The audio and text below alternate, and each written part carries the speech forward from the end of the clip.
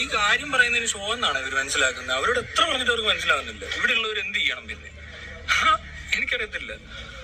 അവരതിനെ ഷോ, നിങ്ങൾ വലിയ ഷോ കാണിക്കരുത് എന്നോട് പറയും. ഇവരല്ലേ ഷോ കാണിക്കുന്നത്? ഇവർ വന്ന് എന്തിനു പിന്നെ ഇങ്ങോട്ട് വന്നത്?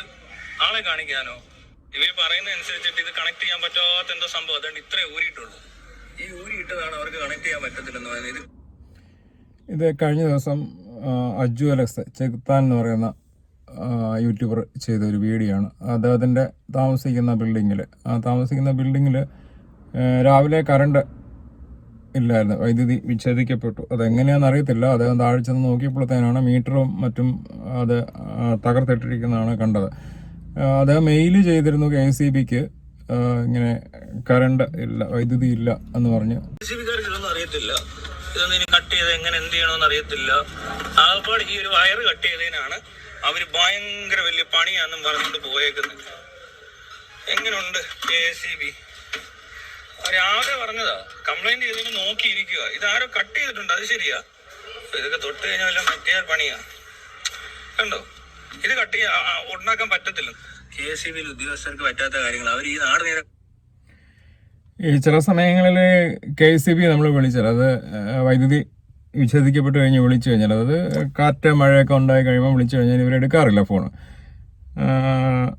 അതിൻ്റെ പ്രശ്നം എന്ന് പറഞ്ഞാൽ, ഇപ്പോൾ എവിടെ ലൈൻ പൊട്ടിക്കിടക്കുവാണെന്ന് വെച്ചോ, ലൈൻ പൊട്ടിക്കിടന്നാൽ അപകടത്തിന് സാധ്യത കൂടുതലാണ്. ഈ സാധ്യത കൂടുതലുള്ളപ്പോൾ നമ്മൾ വിളിച്ചാൽ ഇവർ ഫോൺ എടുക്കത്തില്ല. നമുക്ക് ചിലപ്പോൾ അവിടെ KCB ഓഫീസിൽ എത്താൻ പറ്റാത്ത ഒരവസ്ഥയായിരിക്കും. അപ്പോൾ ഈ സമയങ്ങളിലൊക്കെ ഇവർ എടുക്കത്തില്ല, ഫോൺ എടുക്കത്തില്ല. എടുക്കാത്തതാണോ അതോ അതുപോലെ കോള് വരുന്നതുകൊണ്ട് എൻഗേജ്ഡ് ആണോ? മിക്കവാറും എൻഗേജ്ഡ് ആയിരിക്കും. അപ്പോൾ ഇതൊരു വലിയൊരു അവസ്ഥ. ഇതിന് പകരം ഒരു സംവിധാനം ചെയ്യേണ്ടതാണ്. അപ്പോൾ ഇങ്ങനത്തെ ഒരു അവസ്ഥയിൽ, ഇത്തരം അവസ്ഥകളിൽ ഇപ്പോൾ എവിടെയെങ്കിലും ഏതെങ്കിലും പ്രദേശത്ത് ഈ KCBയുടെ വൈദ്യുതി കമ്പികൾ പൊട്ടിക്കിടന്നാൽ അത് അപകട സാധ്യത കാരണമാകും. ഈ അപകട സാധ്യത ഉള്ളതുകൊണ്ട് നമ്മൾ വിളിച്ച് പറയുമ്പോഴത്തേനും അവർക്ക് കണക്ട് ചെയ്യാൻ പറ്റുന്നില്ല. അപ്പോൾ അങ്ങനെ കണക്ട് ചെയ്താലേ നമുക്ക് അവരെ ധരിപ്പിക്കാൻ പറ്റത്തുള്ളൂ. അതൊരു വലിയൊരു അവസ്ഥയാണ്. ഇപ്പോൾ ഇവിടെ ഇവർ തമ്മിൽ തർക്കമായിരിക്കുകയാണ്. അജു അലക്സും KCB അധികൃതരുമായിട്ടുള്ള തർക്കങ്ങൾ തുടർന്നുകൊണ്ടിരിക്കുകയാണ്.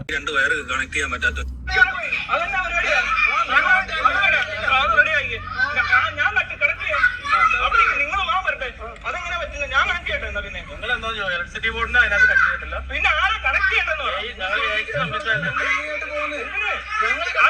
ഞങ്ങളുടെ പ്രശ്നമല്ല. എനിക്ക് കറണ്ട് വേണം, എനിക്ക് കറണ്ടാ വേണ്ടത്. അല്ലാതെ ഇവിടെ ആര് കട്ട് ചെയ്യുന്നുള്ള എല്ലാവരുടെ പ്രശ്നം.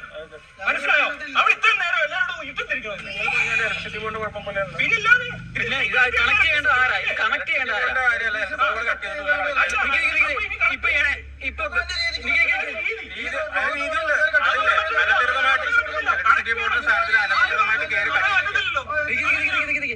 ഇലക്ട്രിസിറ്റി ബോർഡിന് അനധികൃതമായിട്ട് കട്ട് ചെയ്ത് ഞങ്ങളാണോ?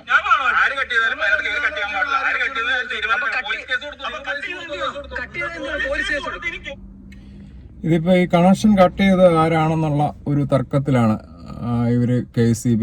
ഈ കണക്ഷൻ കട്ട് ചെയ്ത ആളിനെ, അതായത് മീറ്റർ നശിപ്പിച്ച ആളിനെ കണ്ടെത്തിയ ശേഷം മാത്രമേ വൈദ്യുതി അവർക്ക് തിരികെ ലഭിക്കത്തുള്ളൂ. അതായത് കണക്ഷൻ കണക്ട് ചെയ്യാൻ പറ്റത്തുള്ളൂ എന്നാണ് KCB അതോറിറ്റി പറയുന്നത്.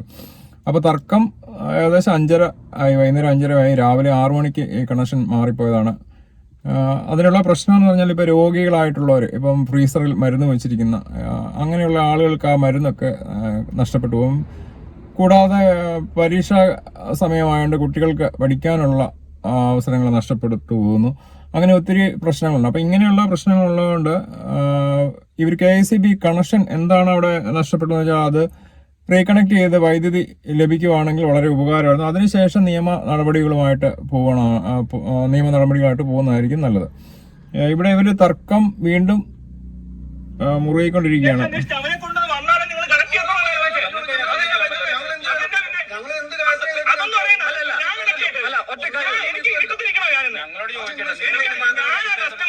ഞാൻ നിങ്ങളോട് ചോദിക്കത്തുള്ളൂ. അവിടെ പോകാൻ പറ്റും. സാറിനോട് വന്നതല്ലേ, ഇതിന് തീരുമാനം ഉണ്ടാക്കിട്ട് പോകും. ഇത് കണക്ട് ചെയ്തിട്ടേ പോകാൻ പറ്റത്തുള്ളൂ. ഞങ്ങൾ ഇലക്ട്രിസിറ്റി കൂടി വന്നിരിക്കാം. നമുക്ക് ഈ KCB പോയിരിക്കാം. ഈ ഇടത്തിരിക്കാൻ ഞങ്ങൾക്ക് പറ്റത്തില്ല. അങ്ങനെ പോയാൽ അങ്ങനെ ശരിയാണ്. ഈ വണ്ടി എടുത്തോ ഇങ്ങോട്ട് തന്നെ വന്നിരിക്കും.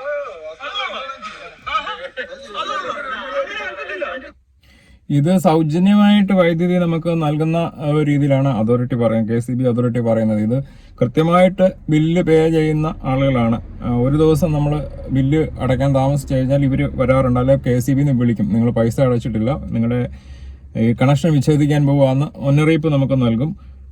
അങ്ങനെയാണ് നമ്മൾ കൃത്യമായിട്ട് ഇതിനുള്ള പേയ്മെന്റ് ചെയ്യുന്ന ആളുകളാണ്. അപ്പോൾ അങ്ങനെയുള്ള ആളുകൾ നമ്മൾ അവിടെ ചെന്ന് ഇതിന്റെ കംപ്ലൈന്റ് പറയുമ്പോൾ നമുക്ക് ആ വൈദ്യുതി അവർ എന്താണോ അതിന്റെ പ്രശ്നം അത് നീക്കി വൈദ്യുതി തിരിച്ച് നമുക്ക് കിട്ടുന്ന രീതിയിൽ അവർ അത് ലഭ്യമാക്കേണ്ടതാണ്.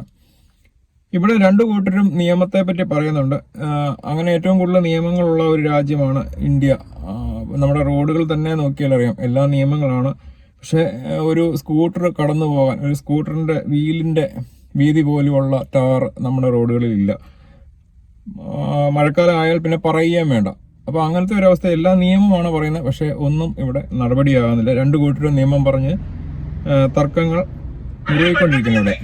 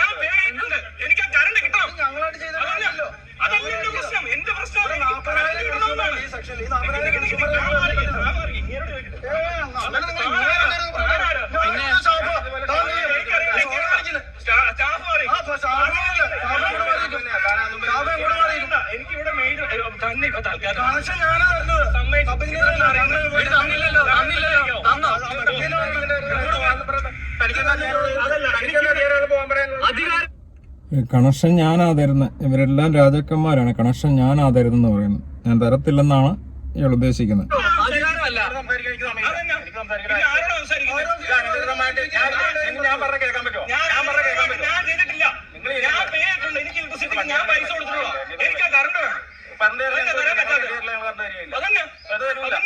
ഞങ്ങളെ നിങ്ങൾ സംസാരിച്ചു,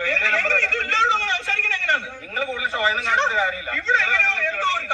പറഞ്ഞുകൊണ്ട് ഞങ്ങൾ എന്ത് ചെയ്യണം? നിങ്ങൾ പറഞ്ഞ ഷോ നിങ്ങൾക്ക് ആക്ച്വൽ പ്രശ്നം എന്താണ് നിങ്ങൾക്കറിയാം. കറണ്ട് ഇല്ലാത്തതുകൊണ്ട് ഞങ്ങളല്ലാതെ കട്ടിയിരിക്കണം. അതിപ്പോ ഞാൻ എന്ത് ചെയ്യാനാ? ഞങ്ങൾ എന്ത് ചെയ്യണം? നിങ്ങൾ കുറെ വീഡിയോ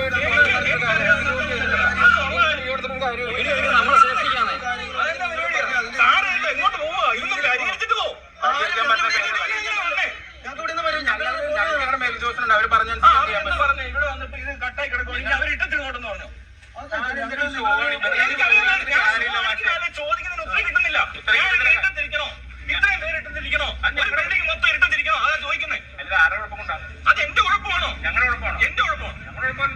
ഇനി ഇത് ആരും കണക്ട് ചെയ്യും, ഞാൻ കണക്ട് ചെയ്തോട്ടെ. നിങ്ങൾ എന്താണ്? ഞങ്ങൾ അതിനകത്ത് ഒന്നും ചെയ്തിട്ടില്ല. നിങ്ങൾ കണക്ട്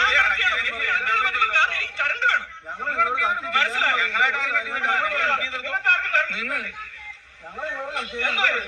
കണക്ട് അറിയോ? നമ്മൾ കണക്ട് ചെയ്യാൻ പോവോ?